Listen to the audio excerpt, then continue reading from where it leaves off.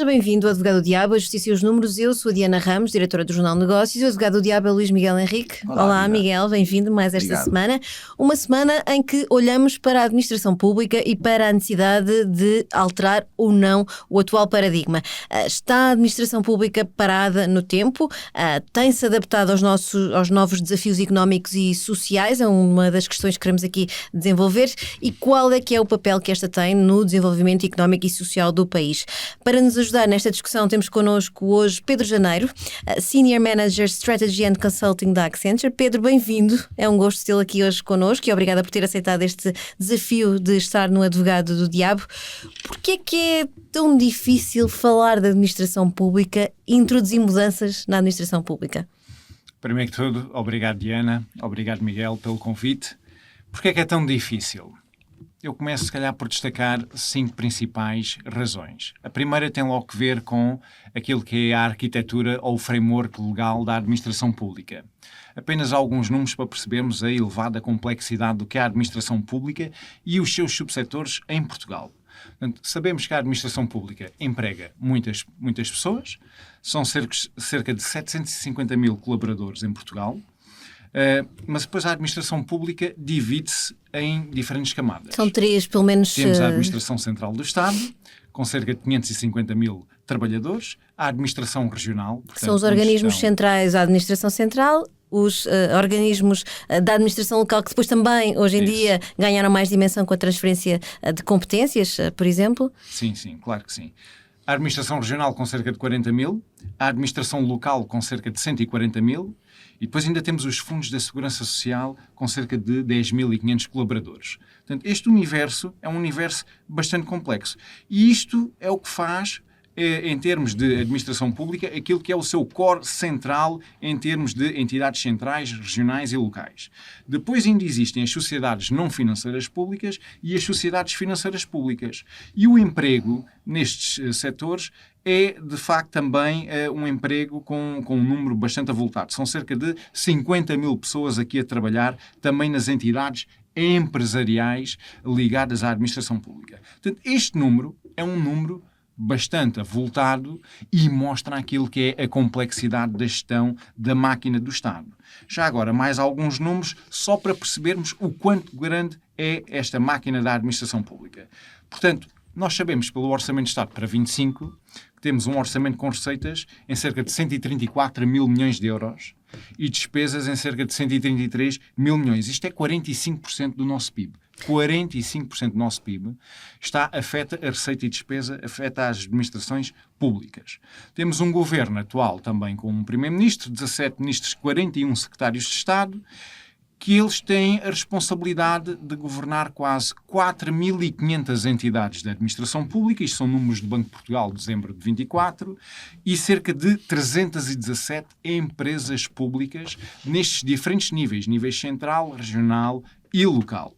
Portanto, quando olhamos para este universo das 4.500 entidades de administração pública, não nos podemos esquecer que isto engloba tudo o que são as universidades, os institutos, os museus, as autoridades, os hospitais, as escolas básicas e secundárias, as diferentes agências e também municípios e freguesias. Está aqui, neste universo, toda a complexidade daquilo que é o Estado. Portanto, isto é um ecossistema complexo e difícil de gerir e que obriga, de facto, a muito conhecimento de detalhe sobre toda esta realidade. Portanto, primeiro de tudo, este é o framework legal. Depois, a dificuldade pelo legacy, anos e décadas em que há acumulação de diversos fatores, como, por exemplo, a nível do quadro pessoal, contamos com muitos colaboradores, pessoas envelhecidas, na grande maioria, mais de 34% dos colaboradores da administração pública têm mais de 55 anos de idade, mais de 66% têm mais de 45 anos,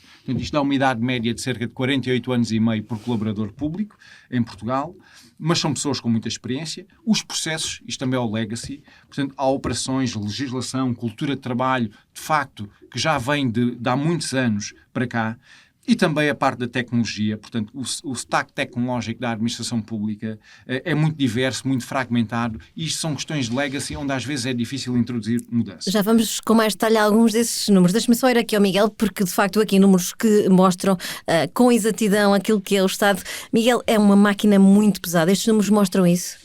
E o Pedro ainda tem ali mais alguma informação para complementar, mas sendo certo que a questão, quando se fala da máquina pesada, eu acho que a primeira coisa de todas tem a ver com a própria filosofia e pelo menos como é encarado. Isto é, aquilo que deveria ser algo ao serviço dos cidadãos e ao serviço das empresas, hoje em dia sente-se claramente que é o contrário, que são os cidadãos e são as empresas que servem o Estado, servem a máquina do Estado e não o contrário. E talvez essa é a questão mais pesada em termos, que é a própria cultura e este legacy que agora o próprio Pedro estava-nos a dizer. A resistência à mudança, tudo isso que carrega uma certa forma de trabalhar, uma burocracia, e eu costumo dizer, coitado do cidadão ou da empresa que tem que lidar com o Estado ou que precisa de alguma coisa de forma célere e eficaz, porque é hoje em dia, salvo raríssimas exceções, o cabo deste tormento. É uma dor de cabeça. Pedro, o atual governo, quando tomou posse, ou pouco depois de tomar posse, em junho mais ou menos, anunciou que ia fazer uma reforma da administração pública.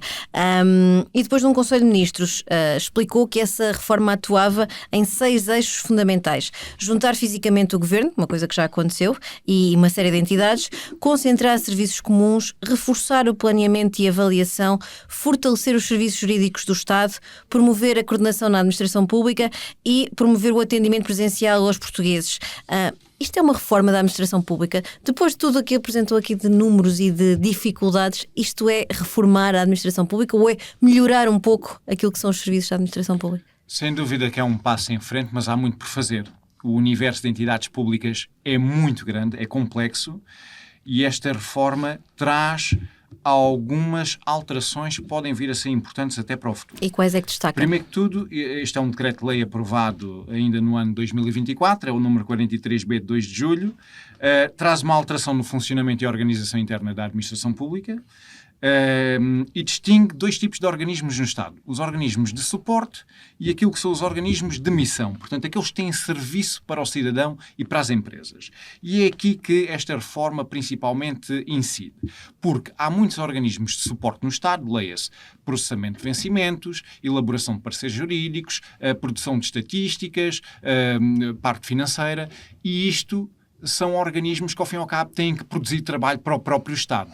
E é aqui que está a reforma, com a concentração deste tipo de funções em menos entidades. E destaco principalmente 2. A nova Secretaria-Geral do Governo, onde há uma tentativa de fazer a fusão de 9 organismos. Mas repare, eu há pouco tinha identificado, são 4.500 no universo da administração pública e há 9 organismos que vão ser fundidos num único. E depois há outras competências que vão ser transferidas para a ESPAP. A ESPAP, muitas pessoas não sabem, mas é a entidade de serviços partilhados para a administração pública em Portugal. Isto é importante porque, ao fim e ao cabo, vai trazer oportunidade para o Estado começar a ganhar escala em algumas situações específicas e começar a ser mais eficiente, e é necessário ter escala porque nós vivemos num mundo cada vez mais globalizado, onde temos grandes forças de mercado a intervir e é importante apostar num melhor serviço para o cidadão e para a empresa. E isso consegue-se fazer com equipas mais profissionalizadas, maior escala, pelo menos capacidade de concertação de processos e agilização de respostas, e isso são matérias fundamentais para podermos ter um Estado mais eficiente. Portanto, um passo em frente. Miguel, vê este passo em frente também ou tem receio que seja mais um anúncio de medidas PowerPoint que depois é pouco eficaz do ponto de vista da melhoria dos serviços da administração pública? Eu talvez divida isso em 2 pontos, né? Entre o emissor e o receptor. Eu não duvido da honestidade intelectual e da própria vontade. Da vontade. Da vontade. O problema é, voltamos a dizer, é o quadro e o frame político e toda esta, já te falámos isso até em programas anteriores, a forma como tudo aquilo que é dito pela esquerda é entendido isso pela direita. Isso agora na discussão da Secretaria-Geral, por exemplo. Igual, e tocou aqui neste ponto. Muitas das vezes há um conjunto de situações que estão perfeitamente identificadas, que de forma técnica até se percebe qual é que é a solução, mas que a política tem a tendência, e às vezes mais do que a política, a parte mais partidária e a leitura mais partidária da questão acaba por distorcer por completo questões que são de forma vital, que são vitais para o país. E mesmo estes números, que tão poucos que sejam, mas que já seriam um pequeno passo em frente, elas, se não forem bem acolhidas, ou se forem sempre acolhidas do ponto de vista intelectual de forma desonesta, e quando digo desonesta é saber que estamos a distorcer aquilo que nos interessa apenas a nós e não que interessa ao país, qualquer medida que se tente fazer, ela será sempre ou de curto prazo, ou pelo menos algumas delas que não passam do papel. E essa é a tentação que temos que obrigatoriamente evitar se queremos continuar a evoluir. O Pedro Janeiro trouxe aqui a questão da Secretaria-Geral. Eu ia lá mais à frente da nossa conversa, mas aproveito para encaixar aqui também. Falou de que este organismo vai juntar 9 organismos públicos. O que é que esta Secretaria-Geral, se for bem trabalhada, pode trazer de diferente e acrescentar de valor à administração pública? Esta em concreto. Foca um ponto importante que é se for bem trabalhada, porque nós sabemos que uma coisa é a fusão no papel, outras coisas também é a fusão efetivada, mas depois existem pessoas, existem processos, existem tecnologias já implementadas. Portanto, nós podemos fazer as alterações que quisermos na máquina do Estado, mas temos que perceber que grande parte das equipas mantêm-se a trabalhar, podem ter uma coordenação diferente, mas mantêm-se a trabalhar. Grande parte dos processos são suportados em legislação, portarias, despachos que já foram emitidos e grande parte da tecnologia já existe, portanto é o legacy do tal stack tecnológico, as bases de dados já existem e se não houverem alterações profundas em toda esta organização, em toda esta operação, dificilmente depois há passos concretos. Agora, isso é o que pode correr mal, no fundo, não se fazer, pensar-se bem no papel e depois não se conseguir implementar fisicamente. É o tal problema da gestão, podemos planear, temos que executar e temos que chegar a um resultado. Portanto, neste momento estamos numa fase em que o plano foi feito, está-se a executar o plano, mas esta execução é uma execução a longo tempo e muita coisa pode falhar. Este governo é um governo minoritário, é um governo que vai enfrentar este ano 2025 processos eleitorais, portanto temos várias eleições a serem disputadas neste ano e a qualquer momento sabemos que pode haver alterações profundas no atual quadro político em Portugal. Mas afastando-nos disso, principalmente, e para as questões operacionais, que é aquilo que se calhar mais interessa, as equipas têm que trabalhar com base nos processos e nas tecnologias que têm. E aí há muitos organismos no Estado que enfrentam dificuldades tão simples como, dou o exemplo da saúde, muitas pessoas não sabem, mas a saúde tem entidades que gerem, por exemplo, os processos e os seus sistemas tecnológicos.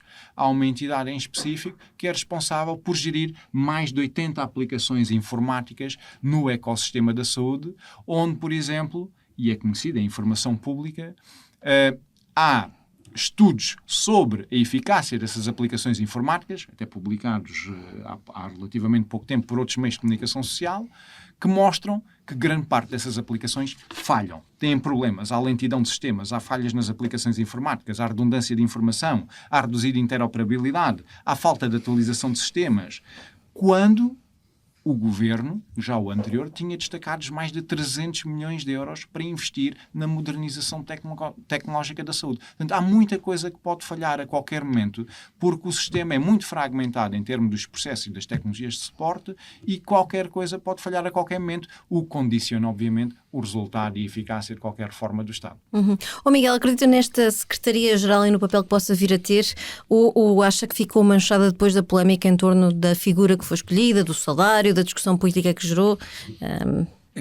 Muitas das vezes, volto a dizer, não é que de boas intenções esteja o inferno cheio, mas muitas das vezes a partidização e a forma excessiva como tudo está a ser levado ao extremo pela forma e não olhando para o conteúdo acaba por estragar boas ideias. Deixa-me só dizer, porque isto que o Pedro, mesmo às vezes tendo todas as pessoas alinhadas e com vontade, por exemplo, e agora eu não trabalho no setor público, mas já estar no setor privado, um grande desafio de uma fusão, quando te pegas em duas empresas privadas, todas elas alinhadas para fazer é exatamente pegar em duas equipas, duas metodologias, duas formas de trabalhar, dois sistemas operacionais e tecnologias diferentes e pôr todas as pessoas alinhadas no prazo às vezes de 1 ano, 2 anos. Estamos a falar de algumas centenas, poucos milhares de pessoas alinhadas para trabalhar. Se isso já é um desafio enorme muitas das vezes e algumas das fusões que no papel tudo faz sentido, as sinergias que se ganham, o que se poupa, o que se faz. Na administração pública, então, isso é levado ao extremo. Isto é, imaginar que, logo de princípio, todas as entropias são artificialmente criadas exatamente com a intenção de não funcionar, de não ter sucesso, assim fica tudo muito mais complicado. É tudo transformado numa batalha política. Tudo muito mais complicado, tudo é muito politizado e cada vez mais partidarizado. E eu acho que essa é que é a questão. Pedro Janeiro, em termos de políticas públicas, o que é que acha que é necessário fazer, do ponto de vista mais imediato, para tornar o Estado como um fator de desenvolvimento económico? Se tivesse que, conhecendo tão bem como conhece o Estado, se tivesse que olhar e tomar uma primeira medida, qual é que acha que seria a mais determinante para melhorar o seu papel no desenvolvimento económico do país? Ok, primeiro que tudo, destacar que há coisas que nós fazemos bem em Portugal. Então vamos a isso. Basta relembrar que no nosso ensino superior temos várias business schools no ranking das melhores escolas de gestão do Financial Times. E é importante perceber que não é só nas business schools. Temos ótimas escolas nas ciências da vida, na medicina, na engenharia. E eu acho que nós fazemos coisas bem. Agora, temos que preparar o futuro. E temos que perceber que o futuro está a trazer uma competição feroz entre Estados Unidos e China, por exemplo, também na área da tecnologia e na área da captação de capital e naquilo que é a competição económica entre dois blocos gigantes mundiais. Nós vivemos atualmente na era da internet, dos dados e da inteligência artificial. Estamos a competir por capital financeiro e por capital humano. Não nos podemos esquecer disto.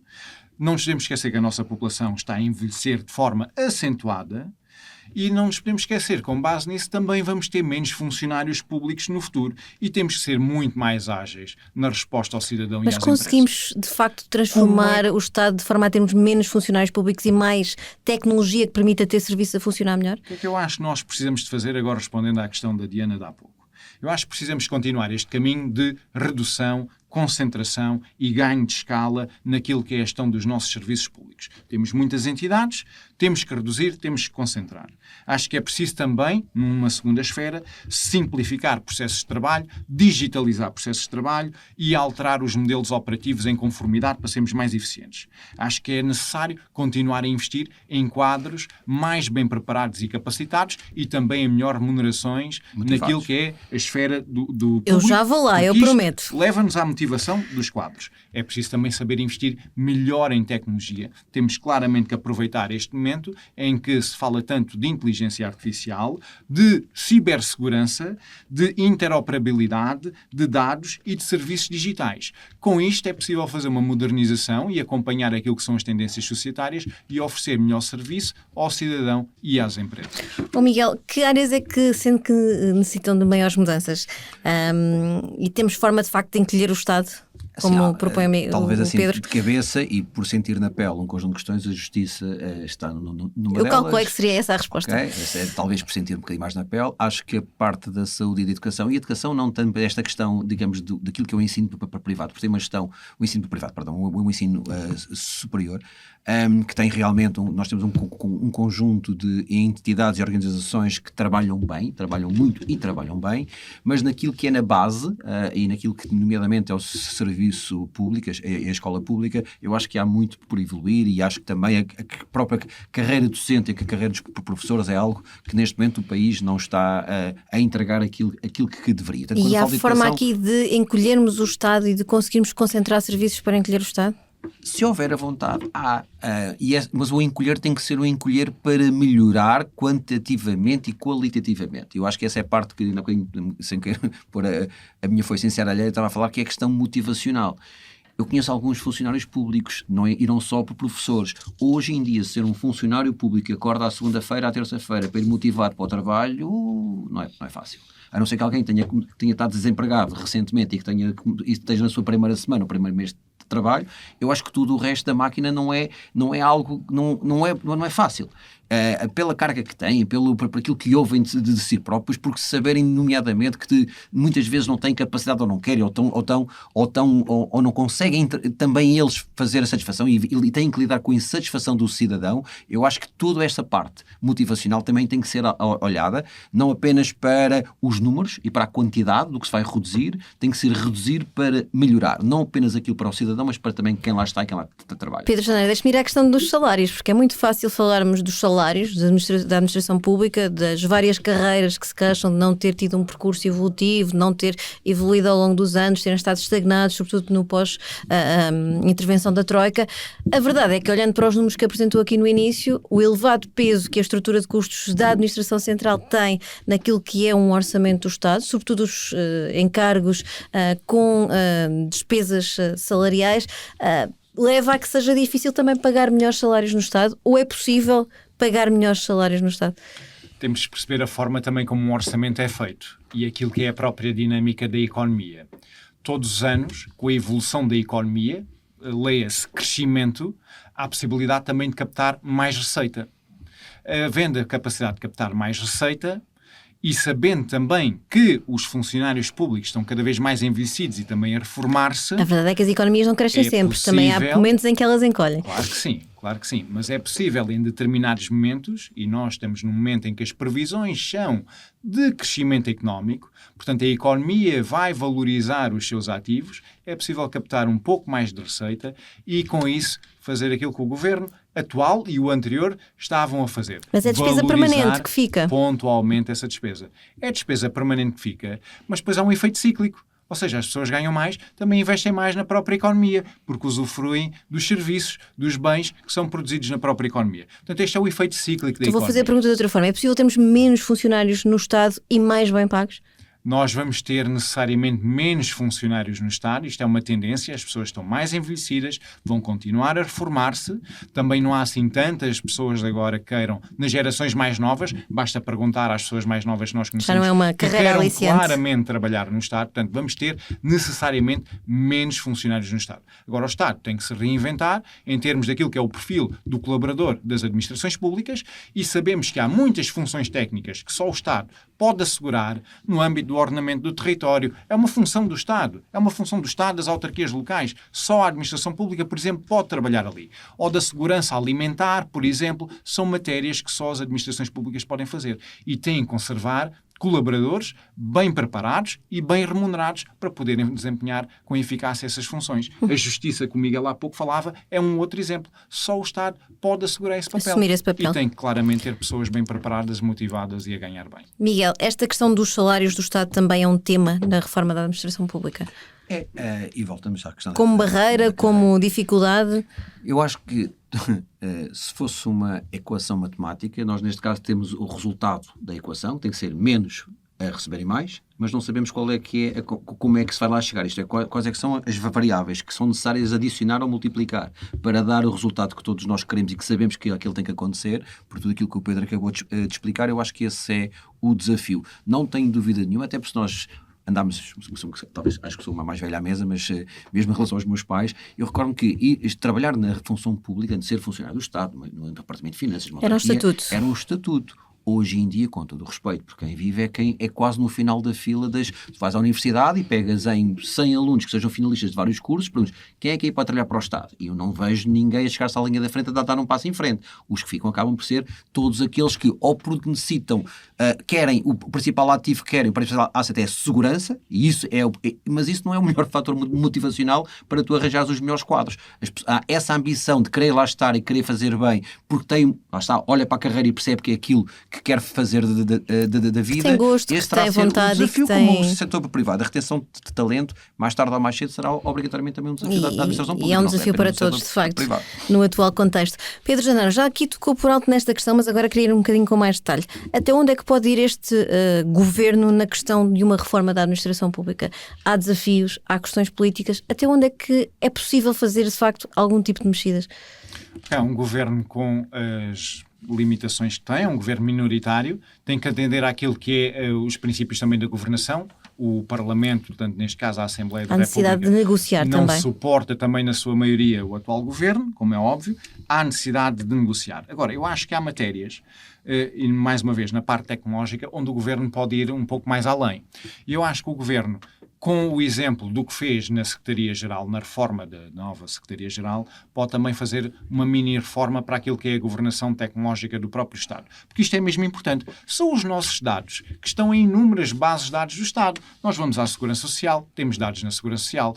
Vamos às finanças, temos dados nas finanças. Vamos à saúde, temos dados na saúde. Portanto, todos esses sistemas tecnológicos governam a nossa informação. Agora, é difícil ter aquilo que é chamada a visão 360 do cidadão quando estes dados estão fragmentados em múltiplos sistemas e em múltiplas bases de dados que impossibilitam processos muitas vezes mais eficientes. É disto que estamos a falar. Eficiência, boa governação, gestão orientada para o cidadão e para a empresa.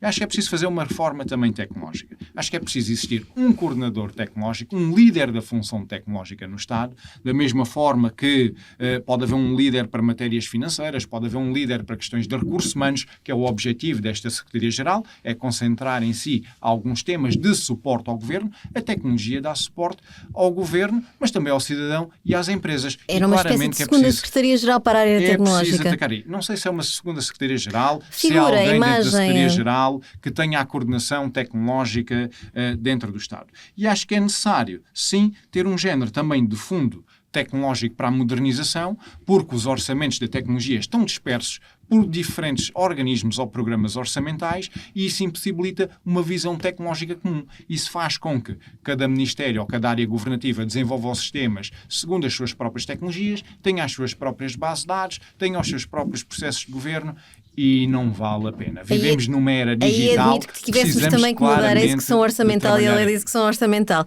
Miguel, há margem para um entendimento entre PS e PSD para uma reforma do Estado e para introduzir este tipo de medidas que o Pedro sugeria? No ano 2025, com os líderes partidários que temos, sinceramente... Não. Eu, antecipando um bocadinho o artigo que escrevo hoje no Negócios, eu acho que, e essa é a última frase, da punchline do artigo, é dizer que isso é uma missão para Tom Cruise. Para mim é impossível. É como uma última questão para ambos, porque também, para fecharmos aqui o tema, há muita desta discussão que é inflamada em torno do Estado. Eu se calhar pedi ao Miguel que respondesse primeiro, para depois o nosso convidado ter aqui a primazia de fechar este episódio. Miguel, acima de tudo, discutir a reforma do Estado tem sido discutir questões ideológicas? Eu vou ter um bocadinho mais até do que a ideologia, porque muitas vezes tu, em relação ao PS ou ao PSD, quando vais a fundo e de forma científica, olhas para a parte da ciência política, não se vê assim, em algumas delas elas são sobrepostas. Por isso é que eu acho que mais do que uma questão ideológica, cada vez mais parece ser uma questão partidária e dentro de questões partidárias, muitas vezes algo sindicalizado, que ainda agrava mais algumas das conversas e das necessidades. E é uma questão de líderes também, de serem mais ou menos agregadores. Algumas pessoas...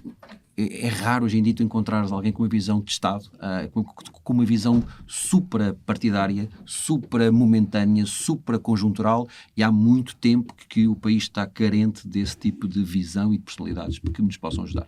Quem vê de fora, Pedro, vê que esta discussão é sempre ideológica? Primeiro que tudo, quais são os espectros opostos da ideologia? Os espectros são aqueles tradicionais, a esquerda e a direita tradicionais. Se formos à base tradicional, temos uma visão de Estado mais central, onde o Estado planifica e concebe aquilo que é o modelo económico, e depois temos a visão mais descentralizada, mais liberal, onde há cidadãos, empresas, e esses são atores com liberdade económica. Um menor papel do Estado. E onde há um menor papel do Estado. Portanto, digamos que estas são as duas visões clássicas. Agora, vamos ser corretos na análise. A economia para funcionar, um país para funcionar, precisa de todos estes agentes. Precisa de Estado, precisa de empresas, precisa dos cidadãos. Precisa de todos estes agentes. E o que interessa é que estes agentes funcionem bem, de forma coordenada e possam implementar políticas e ações eficazes para promover o desenvolvimento económico do país e o bem-estar social da nação.